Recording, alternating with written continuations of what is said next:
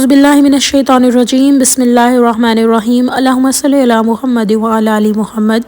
अस्सलाम वालेकुम वरहमतुल्लाहि वबरकातुहू। आज का वाक़या दरूद इब्राहिमी से रिलेटेड है।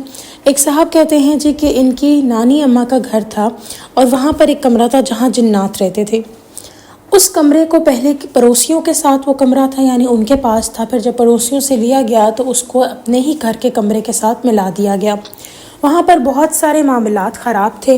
सुना था कि वहाँ पर नेक जिन थे, लेकिन मामलात ख़राब क्यों थे? क्योंकि जो लोग पहले उस कमरे में रहते थे वो लोग बहुत मौसीकी, ढोल ढमक्का और इस तरह के मामलात और काम करते थे जिनकी वजह से वो जिन्नात परेशान होते थे और उस कमरे में किसी को सोने भी नहीं दिया जाता था।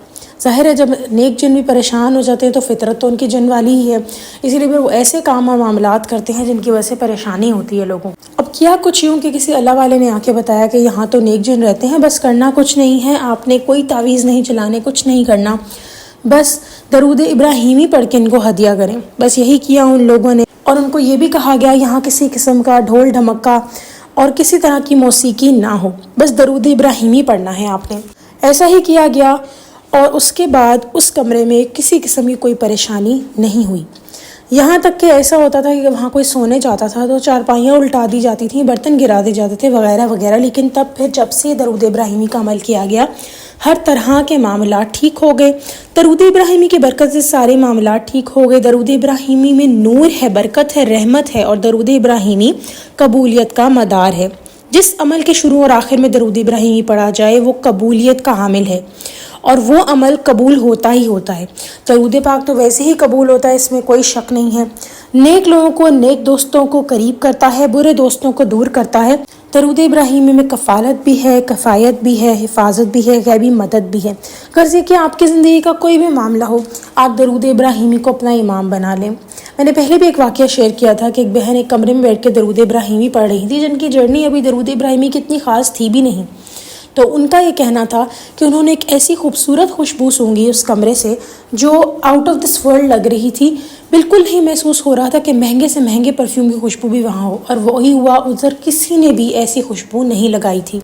अगर आप अपनी ज़िंदगी में बरकत चाहते हैं तो दरूद इब्राहिमी ऐड करिए। 30 दिन की बात है, 30 दिन भी शायद मैं ज़्यादा कह रही हूँ। आप एक हफ़्ते के अंदर ही अपनी ज़िंदगी में बरकत देख लेंगे, लेकिन टिक कर आपने पढ़ना है। अगर आपसे दरूद इब्राहिमी बैठ कर ख़त्म नहीं हो रहा तो मेरे चैनल पे इस वीडियो, बल्कि ऑलमोस्ट हर वीडियो के डिस्क्रिप्शन बॉक्स में 313 दफ़ा भी दरूद इब्राहिमी पढ़ा गया है और 1000 मरतबा और 100 दफ़ा भी पढ़ा गया है। आप उन वीडियोस को लगाएं और उनसे पीछे पीछे आप दरूद इब्राहिमी पढ़िए, आप ख़ुद अपनी ज़िंदगी में चेंज देखेंगे। सिर्फ 7 दिन की बात है, और 7 दिन भी शायद ज़्यादा मैं कह रही हूँ, 3 दिन में ही आपको फ़र्क मालूम हो जाएगा। अक्सर लोग ये पूछते हैं कैसे पता लगे कि दरूद पाक हमारे लिए ही है, दरूद इब्राहिमी हमारे लिए है या कोई और दरूद शरीफ। मैंने आसान सा फार्मूला बताया हुआ है कि अगर तो खुद नबी पाक सल्लल्लाहु अलैहि वसल्लम आपके ख्वाब में आपको आकर कोई दरूद शरीफ बता गए हैं, अगर आप मुराकबा करते हैं या करती हैं और आपको नबी पाक सल्लल्लाहु अलैहि वसल्लम की ज़ियारत हुई है और आपको बता दिया गया कि कौन सा दरूद शरीफ पढ़ना है, तो फिर तो आप आंखें बंद करके वो पढ़ें। लेकिन अगर नहीं हो रहा तो आप दरूद इब्राहिमी पढ़ें, आपको खुद ही इशारा हो जाएगा कौन सा आपके लिए। और मोस्टली दरूद इब्राहिमी ही लोगों के लिए अक्सर चुन लिया जाता है। तो दरूद इब्राहिमी आप पढ़ें। अगर आपको नहीं समझ आ रहा कि हमें कौन सा दरूद शरीफ पढ़ना है, एक बहन जैसे बताती है कि उन्होंने छोटे दरूद शरीफ से शुरू किया था और माशाल्लाह आज वो दरूद इब्राहिमी पढ़ती हैं। ये सब अल्लाह का करम है, इसमें कभी गरूर नहीं करना, कभी हैरान नहीं होना, क्योंकि ये हैरानगी सिर्फ हमारी अकल तक है। अल्लाह ताला के लिए कुछ भी काम मुश्किल नहीं है, सब कुछ अल्लाह ताला के लिए आसान है।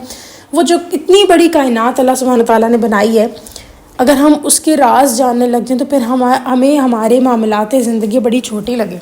तो अगर आप अपनी ज़िंदगी में दरूद इब्राहिमी को पाते हैं और आपको उसके ऊपर मुस्तकिल मिजाजी भी मिल जाती है तो ये सब अल्लाह करम है, इस पर कभी गरूर नहीं करना। क्योंकि नेमत जब मिलती है तो सबसे ख़ास तौर पे जो दीनी नेमत आपको मिलती है, जो अल्लाह का कुर्ब आपको हासिल करवाती है, उसके लिए सबसे बड़ा खौफ ये होता है कि दुनिया की शायद मालो दौलत वगैरह छिन जाए तो अफसोस तो उनका भी होगा, ज़ाहिर है एक लाइबिलिटीज़ हैं। लेकिन जब कोई दीनी नेमत छूट जाती है तो उसका जो अफसोस होता है वो शायद उसका अफसोस ही बयान नहीं किया जा सकता कि वो क्या है। और वो इंसान के अपने करतूत ही होते हैं जिनकी वजह से वो छूट जाता है। तो इसीलिए मैं कहती हूँ जब तादाद कम हो तो परेशान नहीं होना, थोड़ा पढ़ा जा रहा है बस पढ़ते रहें, ہمت نہیں ہارنی آپ نے، اور اللہ سبحانہ تعالیٰ بہت رحیم و کریم ہے، اللہ سے رحم کی درخواست کریں، آپ کو خود ہی جو ہے وہ انشاءاللہ تعالیٰ آسانیاں مل جائیں گی۔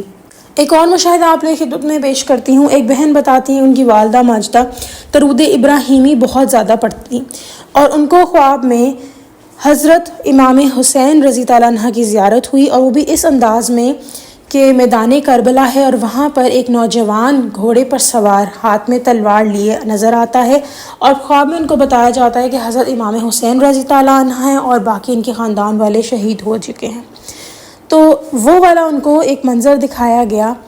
میں آپ سب سے یہی درخواست کروں گی کہ اپنی روحانی زندگی کے لیے آپ کی جو روحانیت، جو لوگ کچھ لوگ چاہتے ہیں کہ ہمیں روحانیت جلدی ملے، کچھ کہتے ہیں ہماری دعائیں کب قبول ہوں گی، دیکھیں یہ اللہ تعالیٰ بہتر جانتے ہیں، لیکن میں اتنی ضرور گارنٹی دے سکتی ہوں کہ اگر آپ نے درود ابراہیمی پڑھنا شروع کر دیا ہے تو یہ سب آپ کو مل جائے گا، لیکن ایک ٹھیک وقت پر ملے گا، اور اس وقت تک جانے کے لیے جو وہ ٹائم آ رہا ہوگا اس میں آپ کے لیے آسان ہو جائے گا۔ صبر، آپ کو ویٹ کرنا جو ہے نا، ویٹ بھی تو صبر کی ایک ٹائپ ہے نا، انتظار کرنا، تو آپ کو لگے گا ہی نہیں کہ آپ انتظار کر رہے ہیں، آپ کو ہر چیز اپنے حساب سے بیسٹ لگے گی، آپ کہیں گے ہاں یہ اللہ کی بہتری ہو رہی ہے جو ابھی ہو رہا ہے، اور ابھی ایسا ہی ہونا چاہیے تھا۔ ایک بات یاد رکھیں، آپ زندگی کے جس بھی پہلو میں ابھی ہیں وہ اللہ سبحانہ تعالیٰ کی طرف سے بہتر ٹائم ہے، بہتر حالات ہیں، بہتر زندگی ہے جو ہم نہیں جانتے۔ اللہ تعالیٰ نے قرآن پاک میں فرمایا تو ہے کہ اللہ نے ہر چیز کا اندازہ مقرر کر رکھا ہے، پھر آپ اور میں کیسے اپنے اپنے اندازے لگا سکتے ہیں؟ کیا اللہ کا فیصلہ بہترین ہے یا ہمارا؟ آبویس سی بات ہے اللہ تعالیٰ کا بہترین ہے، اللہ تعالیٰ سے بہتر تو کوئی فیصلہ کر بھی نہیں سکتا۔ تو وہ ذات جو اتنی محبت کرنے والی آپ سے ہے، وہ کیسے آپ کے لیے کوئی غلط فیصلہ کر سکتے ہیں؟ بس آپ نے کرنا کیا ہے کہ آپ نے درود ابراہیمی پڑھنا ہے، پھر آپ کو فیوچر کی ٹینشن نہیں رہے گی، بالکل بھی نہیں رہے گی، اور آپ بلکہ خود کہیں گے کہ ہم نے تو یہ بھی نہیں سوچا تھا اور یہ بھی مل گیا۔ بے تحاشا لوگ کہتے ہیں درود ابراہیمی پڑھنے سے ہماری وہ دعائیں کمپلیٹ ہوئی ہیں، وہ دعائیں قبول ہوئی ہیں جو ہم نے دعا میں مانگی بھی نہیں۔ درود ابراہیمی استخارے کی حیثیت بھی رکھتا ہے، آپ کو استخارہ کرنے کی ضرورت ہی پیش نہیں آتی اور آپ کے لیے معاملات ٹھیک ہو جاتے ہیں۔ آپ کے خود بخود ہی ایسے معاملات بن جاتے ہیں کہ آپ کا دل نہیں بھی کر رہا ہوتا۔ ظاہر ہے ہم انسان ہیں، کبھی کبھار ہمارا دل نہیں بھی کرتا کہ ہم فلاں چیز کو مانیں، لیکن اللہ سبحانہ تعالیٰ نے قرآن میں کہا ہے کہ ایک چیز کو تم ناپسند کرو تمہارے لیے بھلی ہو، اور ایک چیز کو تم پسند کرو تمہارے لیے نہیں ٹھیک ہو۔